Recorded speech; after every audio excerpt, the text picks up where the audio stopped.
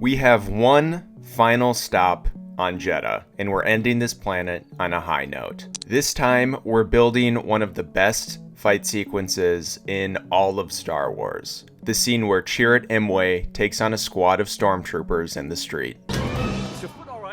It's such a tight, perfectly choreographed moment. It's not just a, oh, cool guy beats up Stormtroopers with a stick. This is a man of faith standing his ground in the middle of a broken, occupied city. I have 3 goals for this MOC. Goal number 1 is to finally utilize this newer color, medium tan, in a Jedha build. The previous Jedha MOCs used mostly medium nougat and dark tan, but I've been wanting to use a little bit of variation. Goal number 2 is to incorporate these Star Wars style graffiti letters into the scene. I designed some for the last Jedha MOC but never ended up using them, so this time around I want to make sure that that sort of street art makes it into the build. Goal number 3 is about scale. The area in the city where this scene happens is quite large in the film, and this MOC will not be that large. So the challenge is to represent the feel of that location at a smaller scale without the layout feeling cramped or inaccurate.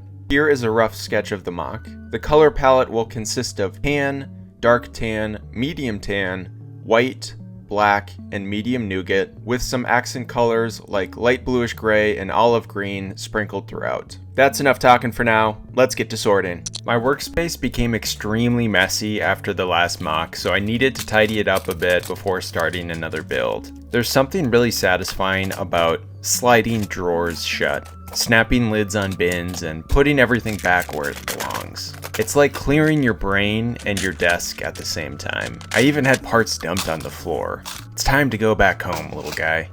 Right before building, I also received a Bricklink package in the mail, which was perfect timing. Inside were a lot of really useful pieces for the rest of the series. I got some light bluish gray parts for greebling, some specific parts for a future MOC, a bunch of tan and medium nougat pieces for landscapes, tan slopes, and importantly, more medium tan elements that I will be using in this MOC. Lastly, I stocked up on black parts for all of the black borders, like 1x2 bricks, 2x4 tiles, 1x4 tiles, and modified plates. Loki was of course inspecting all of the new parts and making sure everything passed quality control. The build starts as always with large plates for the base, all connected with filler brick.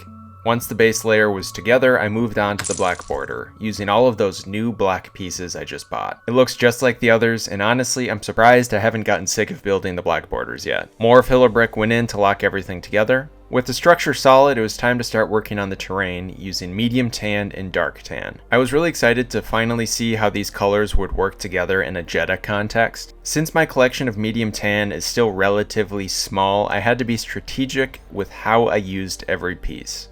No wasted studs. The result so far looked awesome. The blend of medium tan and dark tan feels natural and layered, and it fits Jedha really well. Once the main shapes were there, I filled in the remaining gaps with more filler brick and plates. From there, the ground got more detail. Tiles, rounded tiles, wedge plates, anything to break up the flatness and make the surface feel worn and wandered over. Being limited on parts forced me to think outside the box and try combinations I normally wouldn't. That ended up creating some really cool shapes in the ground, and the terrain ended up looking very natural. In the back, I planned on a damaged medium nougat archway, similar to what we see in the movie but scaled down. In the film, there's actually a crashed X-Wing in this area, but I just didn't have the space for that here, so the arch becomes the main backdrop reference. On the right, I wanted to bring in some angled tan elements, similar to the light bluish gray angles I used in my last Jedha MOC. I also experimented with a pattern using printed tiles and rounded angled tiles. It adds a nice hit of color and texture to the ground. Finally, it was time to make good on that graffiti goal and incorporate the graffiti pattern onto a wall. I decided to use light aqua for the lettering. It looks fantastic next to the medium tan color.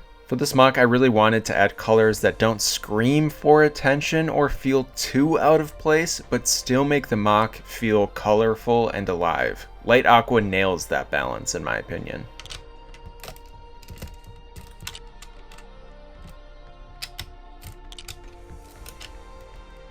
With the ground in a good place, I turned my attention to the walls and vertical elements.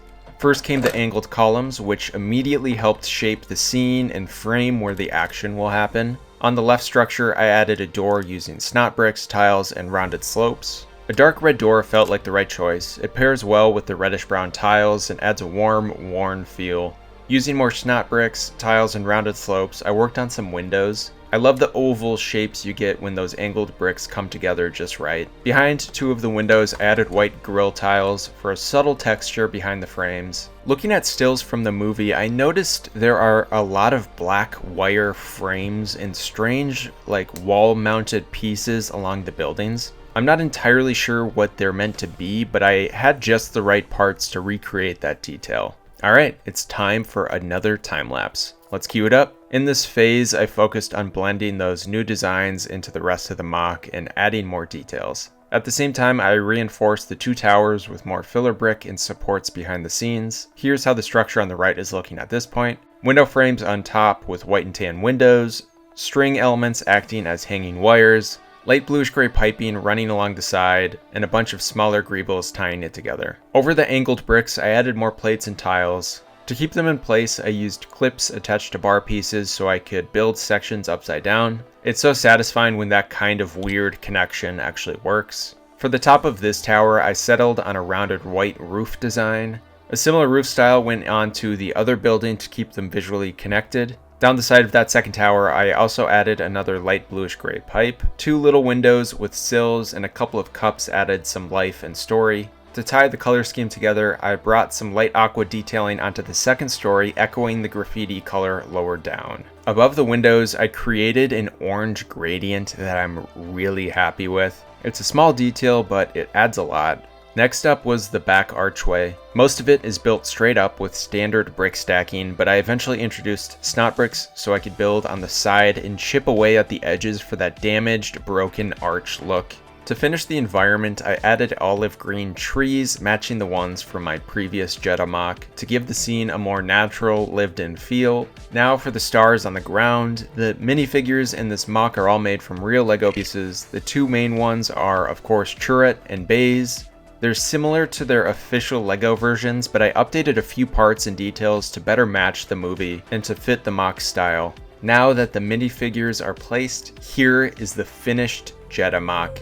This MOC came together much easier than the last one. The colors in this build are just so satisfying. There's a warmth to them that's hard to explain. They just make my brain feel cozy. The way the medium tan, dark tan, aqua, and those accent colors all work together is so pleasing. I really love the design of the two main buildings and all of their angles. This was just a fun MOC to build, and I think that energy shows in the final result. The colors, the shapes, the intricate details, the weathering, the patterns, everything just clicked. It's one of those builds that leaves me feeling genuinely fulfilled when I look at it. I don't know if there's anything I would change about it. Sure, it would have been amazing to build this at a bigger scale that was a little bit more accurate to the scene, but I just don't have the parts for that right now. Some sacrifices had to be made, and that's okay. Within the scale I had, I'm really happy with how it turned out. We are now officially leaving Jedha. Well, sort of. We might not be on the planet anymore, but we're still nearby, just up in the stars.